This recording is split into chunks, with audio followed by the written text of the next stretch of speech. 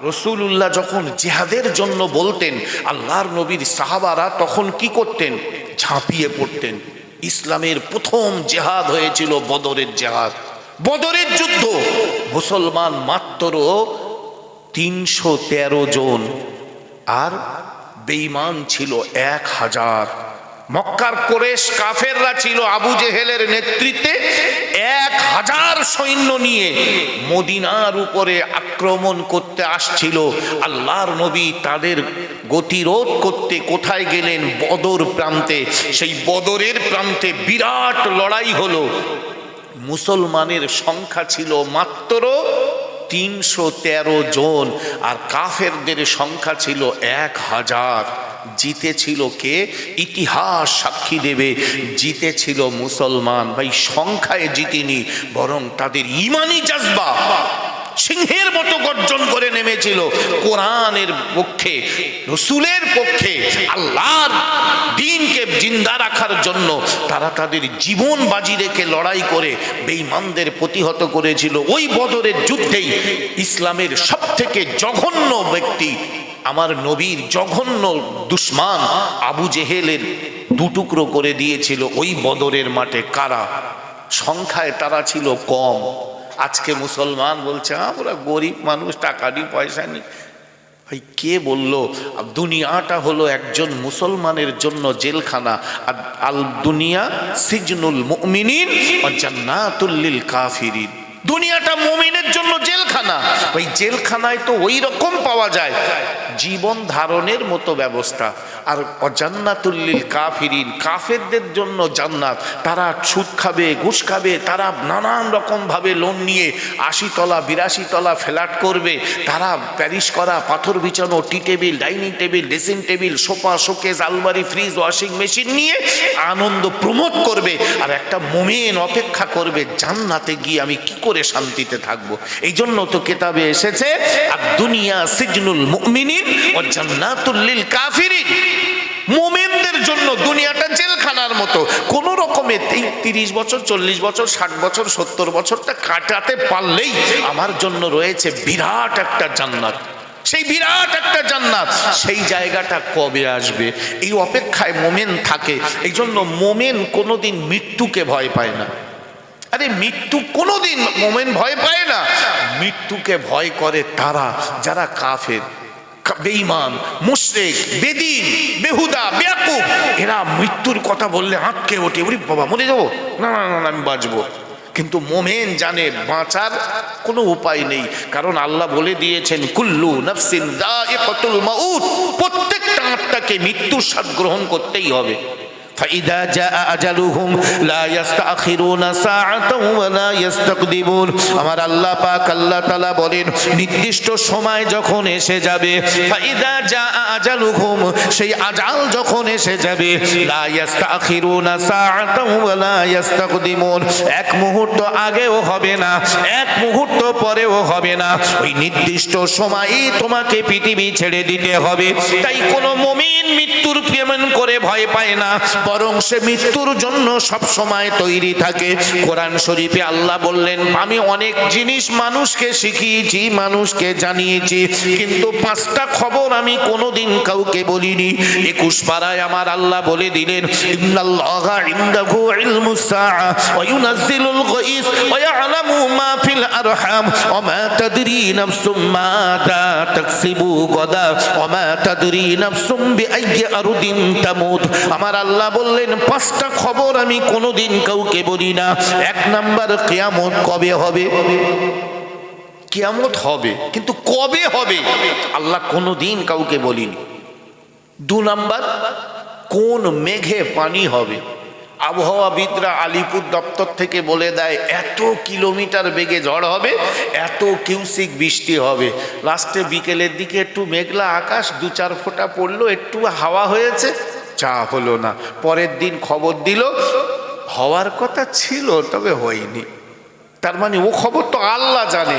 এরা একটু দেখে শুনে বলে এটা কামদাস করে।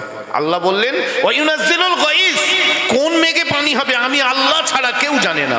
ওয়ায়ালামু মা ফিল আরহাম, মায়ের পেটের ভিতরে 4 মাস 10 দিন আগে কি বাচ্চা রয়েছে, ছেলে না মেয়ে, ছেলে মেয়ে কি বাচ্চা রয়েছে, স্ত্রীলিঙ্গ পুরুষলিঙ্গ না ক্লীবলিঙ্গ কি রয়েছে কেউ জানে না। যদিও রুহু দেওয়ার পরে 5 মাস 6 মাসে গিয়ে ডাক্তার আলট্রাসোনোগ্রাফি মানে ইউএসজি করে ডাক্তার শনাক্ত করলেও করতে পারে।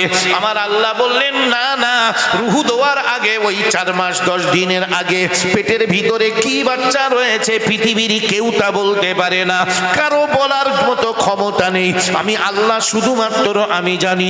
মাদা তাকসিবু গদা, আগামী কাল তোমার জন্য কি খাবার নির্ধারিত আছে এটা কেবলমাত্র আমি আল্লাহ জানি, পৃথিবীর তা কেউ জানে না।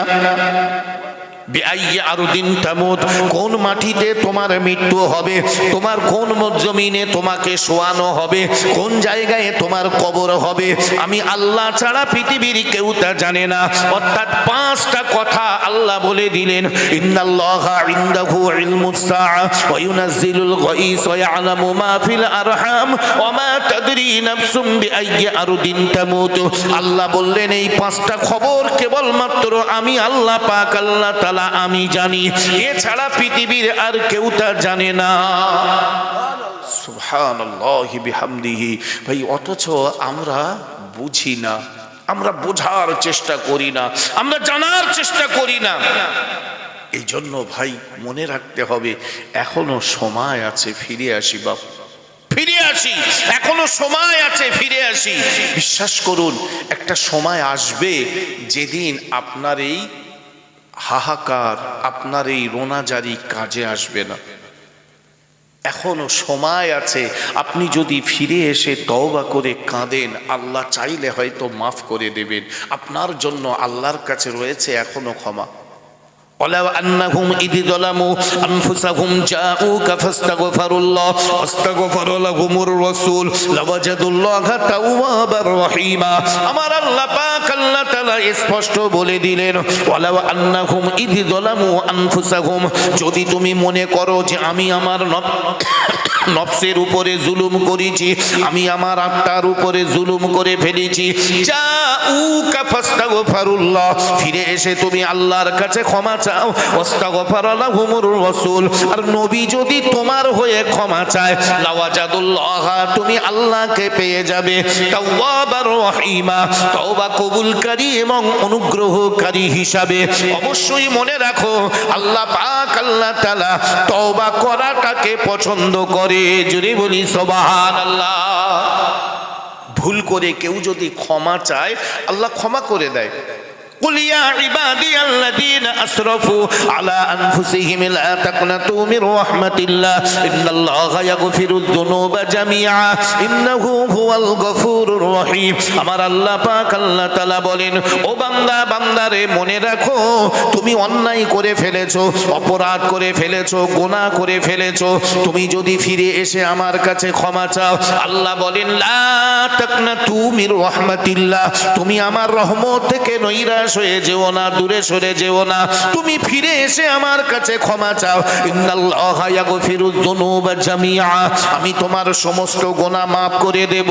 ইন্নাহু হুয়াল গফুরুর রহিম, আমি আল্লাহ বড় ক্ষমাশীল, আমি আল্লাহ বড় দয়াময়। আল্লাহ ক্ষমা করবেন, কিন্তু আমরা তো আল্লাহকে ডাকি না। এই জন্য একজন কবি বলেছেন ডাকার মতো ডাকলে খোদা কেমনে শোনে না, খোদা তোমায় ডাকতে জানি না। কে বলেছে আপনি ভুল করেছেন, অন্যায় করেছেন, ফিরে আসুন, আল্লাহর কাছে ক্ষমা চান। আজকে আপনার ছেলে মেয়েগুলোকে আপনি দিনের জন্য তৈরি করতে পারছেন না, তাদের চালচলন, তাদের কথাবার্তা, তাদের পোশাক আশাক, তাদের ব্যবহার, আচার আচরণ মোটেই ইসলামের পক্ষে নেই। একটা মুসলিম ছেলে আজান হচ্ছে অথচ সে মসজিদের দিকে তার কোনো ভ্রুক্ষেপ নেই, অথচ তার রব তাকে ডাকছে হাইয়া আলাস সালাহ, এসো নামাজের জন্য, হাইয়া আলাল ফালাহ, এর ভিতরেই রয়েছে তোমার কল্যাণ। কদ কামাতিস সালাহ, নামাজ কিন্তু শুরু হয়ে যাচ্ছে। আল্লাহু আকবার, আল্লাহু আকবার, আল্লাহ মহান, আল্লাহ মহান।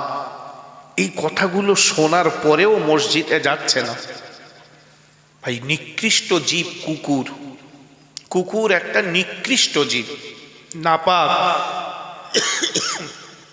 এই কুকুর, অনেকেই দেখবেন কুকুর পোষে, অনেক নামি দামি কুকুর পাওয়া যায়, কুকুর পোষে। কুকুর কিন্তু খুব প্রভু ভক্ত হয়, প্রভু ভক্ত হয় কুকুর। ভাই, কুকুর একটা নিকৃষ্ট জীব, মানুষের মতো উৎকৃষ্ট জীব নয়। কুকুর নিকৃষ্ট জীব। ওরা কথা বলতে পারে না, ওদের বিবেক বুদ্ধি নেই, কিন্তু কুকুরের ঘ্রাণ শক্তি আছে। 2 নাম্বার, কুকুর প্রভু ভক্ত হয়। কুকুরকে আমরা কি খেতে দেই? উচ্ছিষ্ট খাবার। ছেলে মেয়ে হাড়কোড় বাদ দিয়েছে, খাবার বাদ দিয়েছে, একটু ফ্যান, একটু মানে খারাপ ভাত বা রুটি বাড়ির সামনে এই ফেলে দিল, যা কুকুর বিড়াল খেয়ে নে। এইটুকু দেওয়াতেই কুকুর কিন্তু আপনাকে প্রভু বলে মেনে নেয়। প্রতিদিন নিয়মিত করে যদি আপনি দেন, রাতের বেলা আপনি ঘুমিয়ে পড়বেন, ওই কুকুর আপনার ঘরের উঠানে ও কিন্তু কান খাড়া করে থাকে।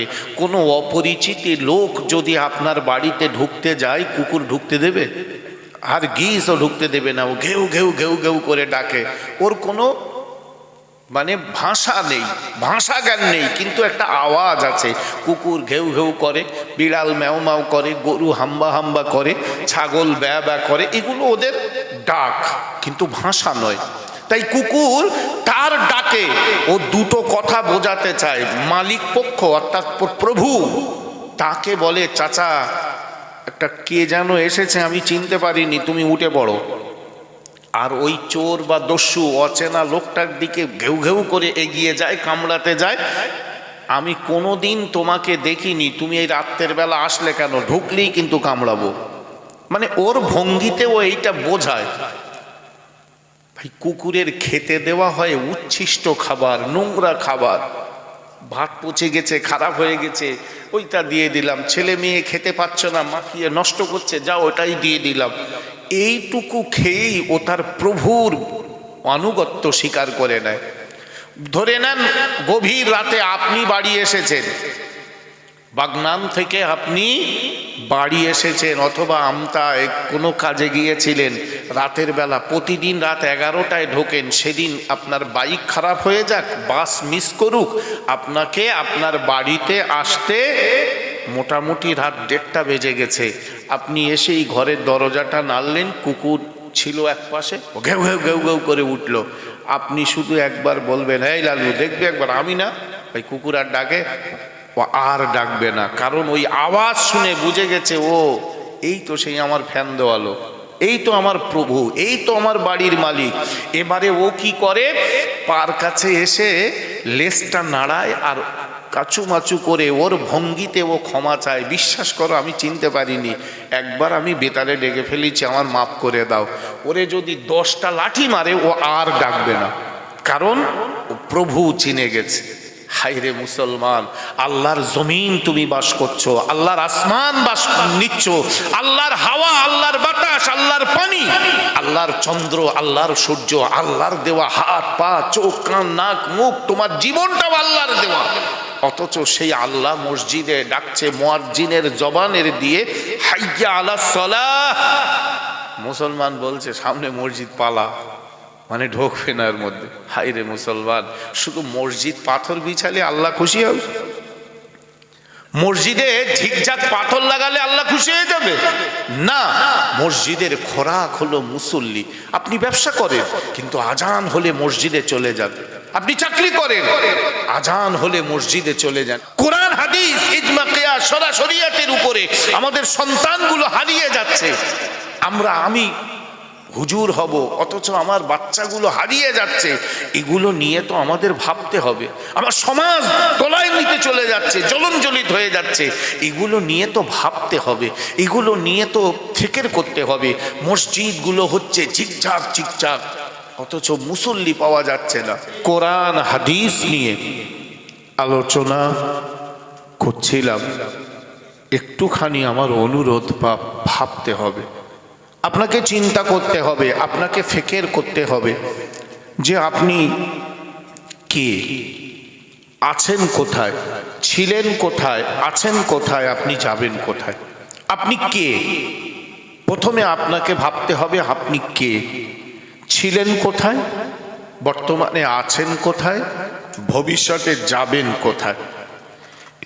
এইগুলো নিয়ে যতক্ষণ না আপনি ভাবতে শিখবেন ততক্ষণ আপনি প্রকৃত মোমেন হতে পারবেন না। কারণ টার্গেটবিহীন একমাত্র চলে তারা যারা পাগল।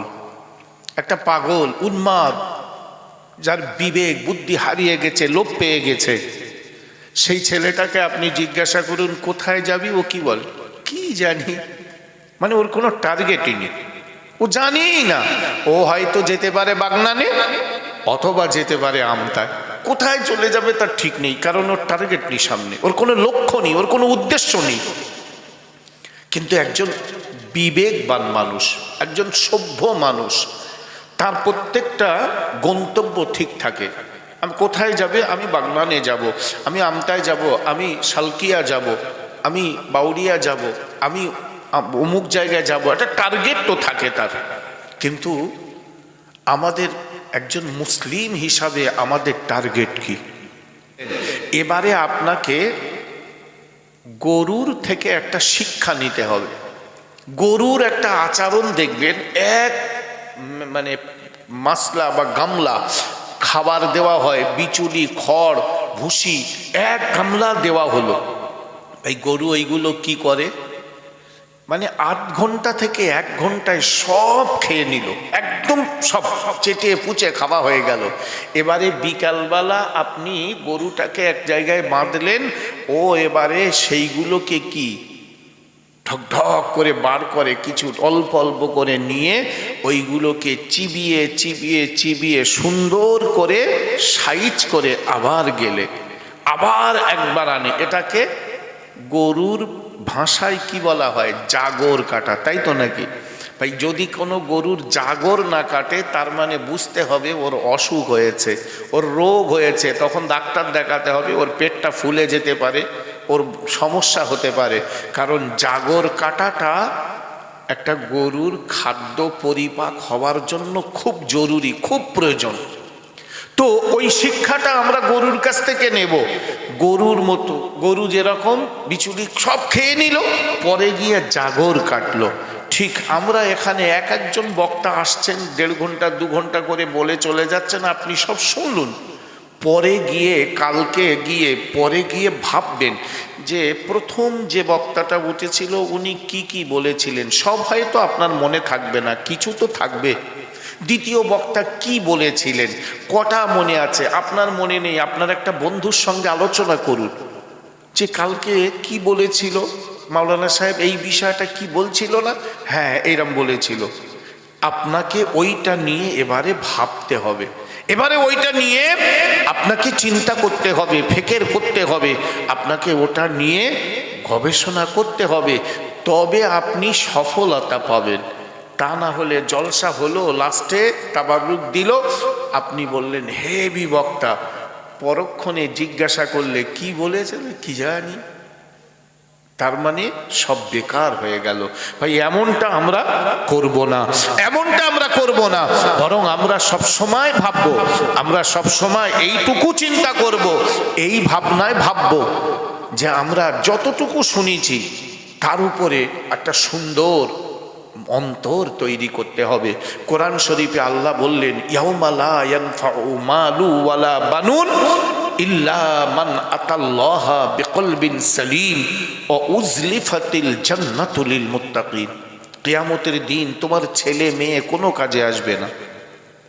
ইয়াউমা লা ইয়ানফাউ মালু ওয়ালা বানুন, তোমার সন্তান আদি কোনো উপকারে আসবে না।